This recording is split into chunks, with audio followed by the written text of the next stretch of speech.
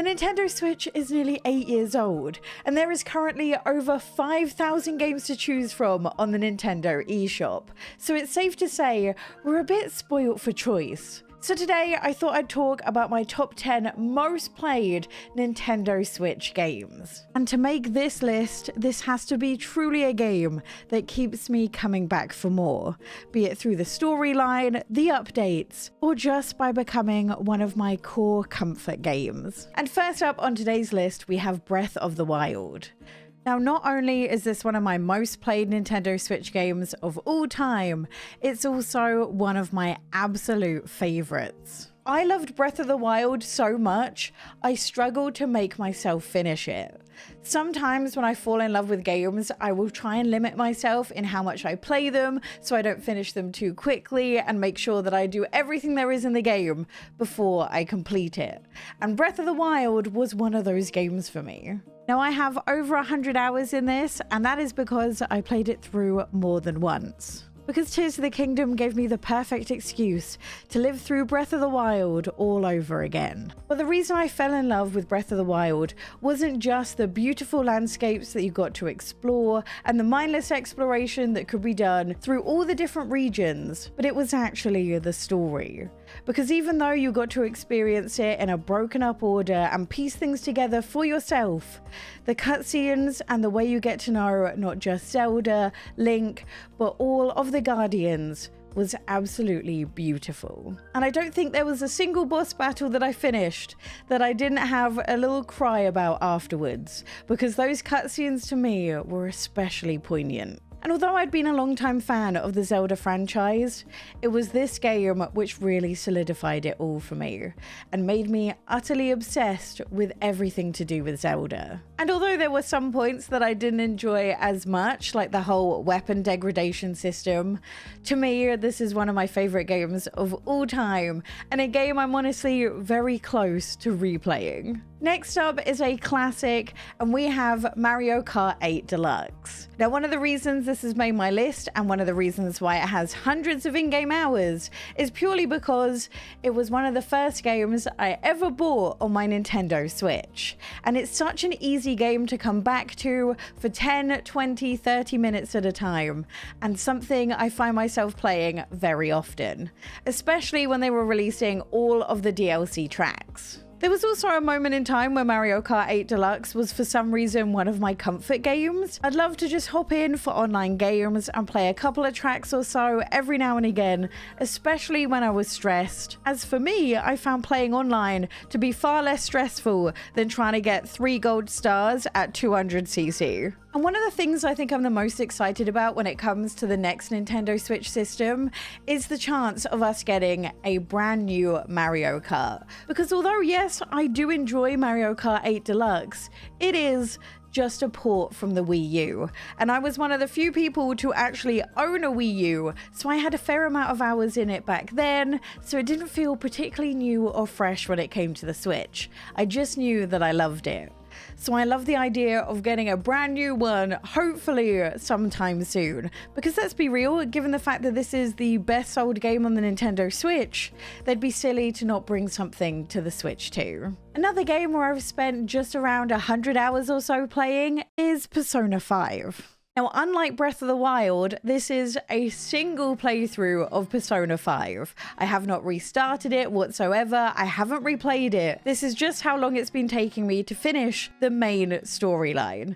If you're looking for value for money, especially if you find this on sale, then this is the game for you. Because this really has a little bit of everything. With not only a really fun turn-based battle mechanic that was really fun to master, it also has life sim elements because you will help the main character not only study for school, but also go and do jobs to earn money. You can spend time with your friends in order to grow your relationships, which can help you not only in life, but in battles as well. It also has an absolutely incredible story. The writing and the characters in this are so good that even over 100 hours into the main story, I haven't been bored once. And not only that, but the game still manages to throw things at me that I didn't expect and surprise me even till the very end. And this surprised me with just how much I loved it. Before this, I didn't think these types of storylines were anything that I'd be into, but it turns out I am completely and utterly wrong, because even though the storyline is incredibly dark at times, it's the characters that keep me wanting to play more. And every giant boss battle I did was rewarded with more story and the ability to see how this benefited so many others. Because in Persona 5, the big dungeons and the boss battles are all to do with going into someone's mind palace and trying to sort out their demented ways. And honestly, if you were to ask me which games on the Nintendo Switch had the best story, this would definitely be in the top 3. Next up is a game you are probably expecting, and that is Wildflowers. Now, this is a combination of having a very long main storyline, but also a game that just keeps on giving. As even as recently as last month, there was another brand new free update, bringing even more content to the game. Now, the main storyline itself clocks out at being around 60 hours or so, but the game most definitely doesn't finish when the story does. Because thanks to the fact that this game has been constantly updated, there is now a ton of side quests and different activities you can do, even when the main story is done. And the reason that I have nearly 100 hours in Wildflowers is because each of the characters is brought to life with the fantastic voice acting. When I play a farming sim, I typically don't get too involved in the relationship mechanics. But in Wildflowers, this was the first game I ever decided to settle down and marry someone in a game. And I think that's largely to do with the story, as this follows Tara as she discovers that she's a witch, and she joins her local witch coven to learn all about magic and also help the town out with its magical issues. And this is a story all about chosen family and figuring out where you belong. And it to me has been such a beautiful journey that I've enjoyed endlessly. But the other reason I have so many hours in this is the ability to breed magical animals. This to me was the final thing that made this game fully complete. And the reason why it's so time consuming is the fact that you can get a magical version of every animal in the game. And each season that you breed a magical animal, you'll get a different magical pattern. And even though I've played this for 100 hours, I still, to this day, have not finished every quest there is to do. So maybe next year I'll have an update with how many hours it took me to fully complete it, as the update we got last month was sadly its final one. Next up, we're going to lump these both together because these have over 100 hours each for the same reason, and that is Pokemon Sword and Pokemon Legends Arceus. Now let's be real, the reason why I've played so much of these is not for the main storyline. Because despite the fact that Pokemon has made many a great movie and also a TV show, they still can't figure out how to make a good story in one of their games. And honestly, I think Pokemon Sword and Shield might have the worst storyline of any of the Pokemon games, because there's so many cool things that happen around you, but then the adults keep on saying, don't worry about it, kid. We know you're the most talented trainer in all of the land, but you focus on being a trainer and we'll go deal with the cool stuff, okay? And then you go do another gym, and then you hear about all the cool stuff afterwards. And Pokemon Legends Arceus' story is just the plain opposite of, hey, we know you're a kid, but go out there and do some stuff, and if you make it back, that's great. But the reason I have so many hours in both of these games is because of the shiny hunting. And that's the reason why I haven't really been into Pokemon Scarlet and Violet nearly as much as I've been into Sword and Shield and Pokemon Legends Arceus, because it just kind of took the fun out of it for me. And I honestly feel like shiny hunting and competitive battles are what keeps the Pokemon community alive between games. And I personally just love having a collection of shiny Pokemon. The parts of shiny hunting I really enjoy the most is when you can see them out in the wild as opposed to the random encounters. So I honestly feel like Pokemon Legends Arceus I enjoyed shiny hunting in even more than I did in Pokemon Sword and Shield, because there's something so special about hearing that noise and running around and trying to find the shiny Pokemon wherever it may be. I also really loved in Pokemon Legends Arceus the fact that you didn't have to battle in order to shiny hunt. As I think for me, there's a lot of fear that if I battle them, I'll end up accidentally making them faint and I'll lose that shiny Pokemon forever. So in Pokemon Legends Arceus, it took away a lot of the stress of shiny hunting and just left me the pure joy of it. Pokemon Legends Arceus also made it a little bit easier to shiny hunt, which to me just made it a lot more fun to do as well. And I think the existence of shinies is one of the reasons why Pokemon is still going strong to this day.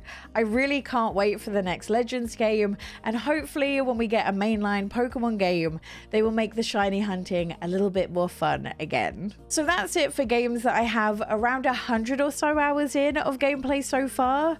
The ones we're about to go into, I have substantially more than that. And that's mainly because none of these games really rely on a main storyline in order to make them fun. This is also a good point to say that despite the fact that I have 300 hours in Palia and Disney Dreamlight Valley, they haven't made the list because quite frankly, I cannot and will not play them on the Nintendo Switch. Neither of them have particularly good ports, so despite the fact that I've played a lot of them, neither of them I've played a lot of on the Nintendo Switch. So first up on this list, and this may surprise a lot of you, is Splatoon 2, which is really surprising when you consider that I think I have less than 20 hours in Splatoon 3, but to me, Splatoon 3 didn't have the magic that Splatoon 2 had, so I haven't really played it as much. I think for me, the reason why I fell in love with Splatoon 2, even though I don't consider myself much of a shooter's gal, is the fact that not only did it have constant events when I was playing it the most, but also the way the game modes themselves were designed, as each had a core focus instead of just being mindlessly shooting others. Like for example, my favorite mode was Turf War, and the winners of Turf War are just the ones that covered the floor in the most amount of their color ink at the end of the game. And this just added a whole new element of strategy that turned this game into being something I wasn't interested in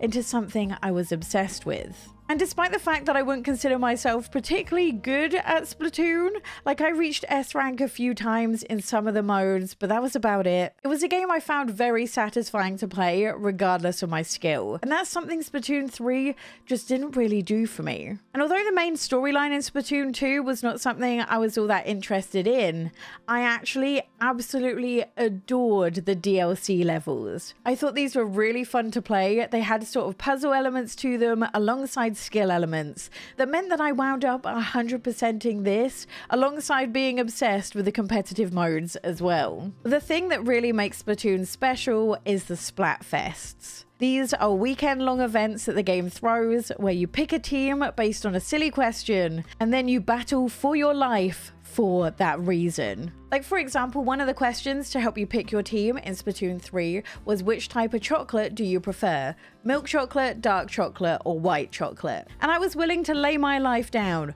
for Team Milk Chocolate. And Splatfest just made the weekend of playing a lot of fun. There was always a festival up inside of the game. There was special maps and special modes where you could compete just for that weekend. And I honestly used to rearrange entire weekends worth of plans for Splatfest when I was into Splatoon 2 because I cared about them so much. I can't fully figure out what Splatoon 3 was missing that made me love Splatoon 2 so much more. But either way, Splatoon 2, far too many hours. Another game I have far too many hours in, this one split between PC and Nintendo Switch, is No Man's Sky.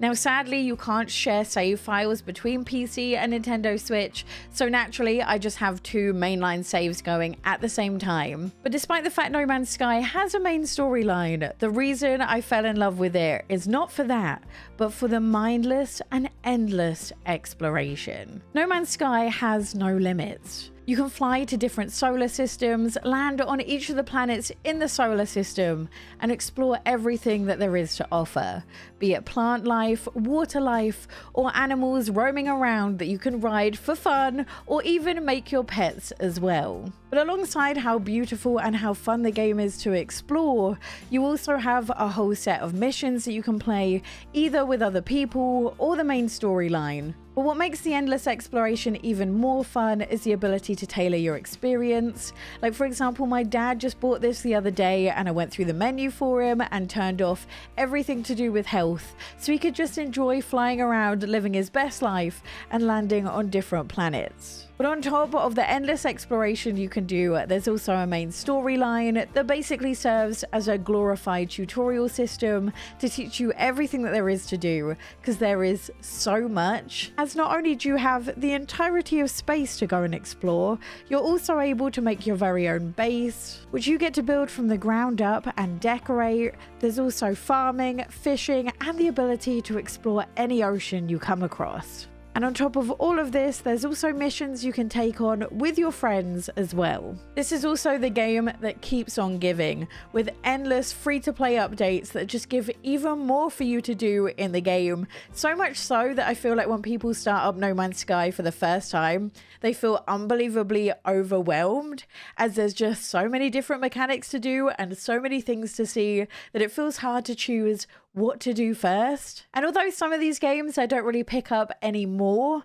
No Man's Sky is a game I keep on going back to. So this number is just going to go higher and higher each year. Next up is Stardew Valley. Now I think I have around 300 hours in this so far, but considering the fact that the 1.6 update is due to come to the Switch in just a few weeks, you can expect that this number is going to go up very, very soon. Since its release, there have been 6 major updates, taking this from what was a really decent and fun farming sim into one of the best farming sims of all time. Stardew Valley is plain and simple a comfort game, and it's a comfort that no other farming sim has somehow managed to capitalize on. I think it's a combination between the villagers who are written so well they just feel like real people, but also a gameplay loop that is repetitive but so satisfying. And it's a game that you can choose to play in your very own way, where you can focus on anything from the farming, the mining, or just fostering your relationships with different people in the town. But the thing that makes Stardew Valley so special to me is the fact that no matter how long I spend in this game, I always come across something that surprises me. Be it an Easter egg, a cutscene with a character that I haven't experienced before, or simply the ability to put hats on your pets in the brand new update. Every single element of Stardew Valley, apart from the Skull Cavern mines, just makes me feel so happy. It brings a smile to my face, be it the music, the characters.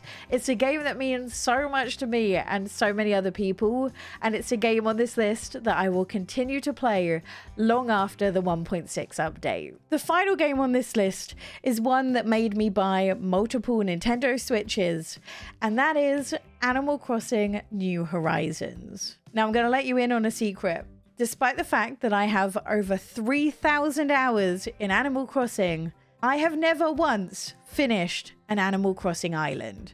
Like, I've made it to 3 stars, I've made it to 5 stars, but I've never fully decorated it head to toe before I've just restarted and started a brand new island. Animal Crossing is truly my comfort game, and even though I haven't picked it up in what feels like forever, I still find myself often listening to the soundtrack because it brings me so much joy and comfort. I think one of the reasons this game means so much to me is just an element of what time it released in. Animal Crossing was there for me at a time where the world was completely and utterly falling apart. This game not only gave me a routine in my day which otherwise wouldn't have one, it also gave me the ability to talk to all the villagers each and every day who'd check up on me and tell me that they were happy to see me, which is something you can't put a value on during the pandemic. This was also something that I played when I was on a call to family and friends. When I couldn't see them in real life, we could at least meet up on the Animal Crossing island. And one of my favorite memories of Animal Crossing was a couple of days after it released,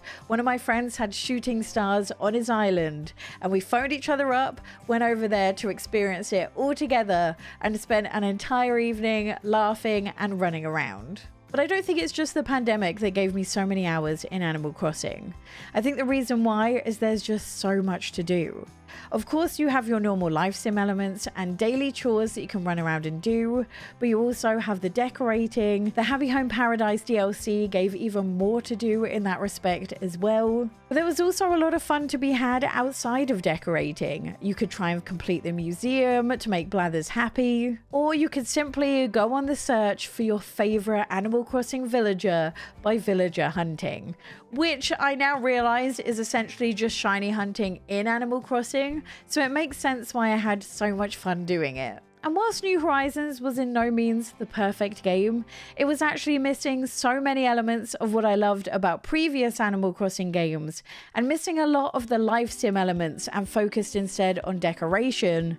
It's still a game that I absolutely adore and makes me so excited to see what Nintendo will throw at us for the next Animal Crossing. That's it for my top 10 most played games of all time on the Nintendo Switch.